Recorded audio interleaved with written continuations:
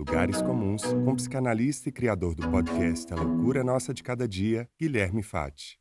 No episódio 60, que abriu essa nossa temporada com o escritor e psicólogo Alexandre Coimbra Amaral, a gente falou um pouco sobre o quanto a gente tem buscado escapar dessa dura realidade nos nossos tempos, em especial esse contexto político devastador no Brasil, e também dessa dificuldade de se colocar em atrito que toda e qualquer relação pressupõe. O que nesse contexto, como é que fica o lugar do prazer e das masculinidades que muitas vezes buscam em vícios como as redes sociais, alcoolismo, pornografia, as drogas, uma válvula de escape, né? Assim, a gente está num contexto tão árido, ao mesmo tempo em que a gente vai buscar nas relações algum ponto de apoio, mas também está tudo muito escapista, muito superficial, difícil encontrar momentos em que você consegue aprofundar e realmente se colocar diante do outro por inteiro, né? Em troca, em intercâmbio, em estabelecimento de conexões um pouco mais para além do assunto da pauta do dia. E aí eu queria também saber uma coisa que até a Vera Iaconelli já abordou no podcast dela, por que o prazer é muitas vezes tratado como moralismo pelas famílias e pelo Estado? A tradição judaico-cristã ajuda bastante, ou ajudou bastante. Não sempre foi, mas existe algum moralismo. O prazer é muito proibido, né? Quer dizer, o texto do Freud, O Mal-Estar na Civilização, fala sobre isso. Também ele sacou isso em 1930. Existe uma proibição, sim. Nós, neuróticos, nos proibimos de maneira muito eficiente. A via do desejo, se autorizar a ter algum prazer. E isso se agrava, Paulo, talvez num momento onde a divisão tão binária, o imaginário esteja tão consistente, porque o imaginário consistente é sinônimo de empobrecimento de troca. O que seria esse imaginário O consistente? imaginário consistente é quando o outro não existe. O outro não existe. O que existe são relações espelhadas, vamos dizer assim. Eu me relaciono com o meu reflexo no espelho a partir absolutamente tomado pelo meu imaginário. E o problema do imaginário absoluto é que ele se divide num binarismo que é mais ou menos esse, é matar ou morrer. A sua existência, se é que ela acontece em algum momento, ela deve ser aniquilada, porque ela me ameaça. A sua existência me ameaça, a sua crença ameaça a minha verdade. E eu devo defender a minha verdade, mesmo que eu tenha que te matar. Não é isso que a gente está vendo Putin fazer agora? É alguém que tem uma profunda crença e a minha crença deve aniquilar a sua, porque a sua me lembra do meu desejo. E aí é um problema, né? Não é isso, a base da homofobia não é essa, gente. O homofóbico é aquele que deseja outro homem e condena o desejo do outro. Olha que covardia. Quer dizer, o neurótico também é um covarde, né? Em muitos aspectos. Olha, isso acho que uma análise pode ajudar. Talvez não acredito que a análise... Acho que existem vários métodos, várias formas de psicoterapias, mas talvez a psicanálise, pelo pouco que ela pode fazer no mundo, talvez ela ajude um pouquinho aí.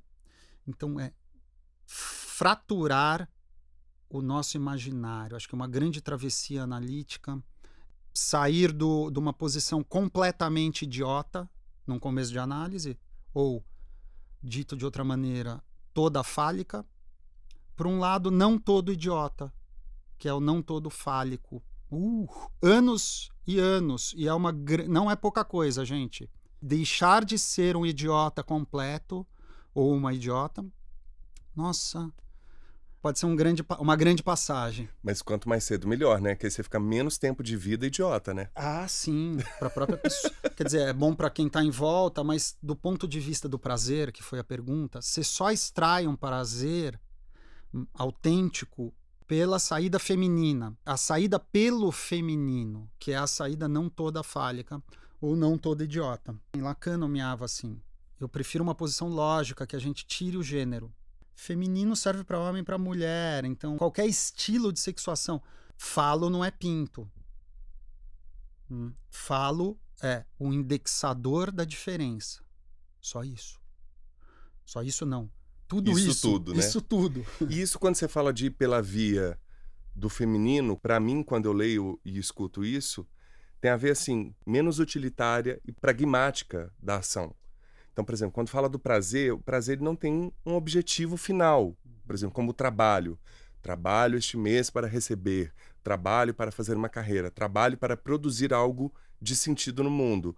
Mas as drogas, o álcool, o açúcar, as redes sociais, porque também tem uma coisa, quando a gente fala de vício, o Estado também entende como vício determinadas... Ele escolhe o que é droga, o que é. A gente esquece que as farmácias estão aí, a gente esquece que os bares com cigarro, com bebida alcoólica autorizada tá aí, as redes sociais estão na mão de crianças, né, com todo tipo de conteúdo. Então, o que é vício?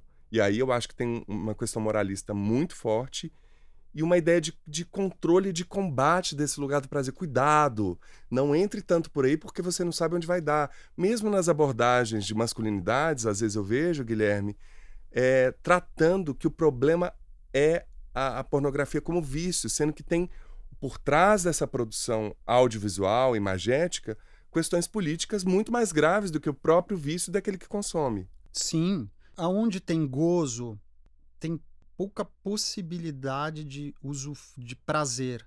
Porque independe da substância. Eu queria tirar um pouco a substância, porque o objeto pornografia, o objeto álcool, o objeto droga, rede social. É como que a gente vai se relacionar com isso. Esse objeto muito colado, o excesso, a proximidade, impede o desejo, que é a via do prazer.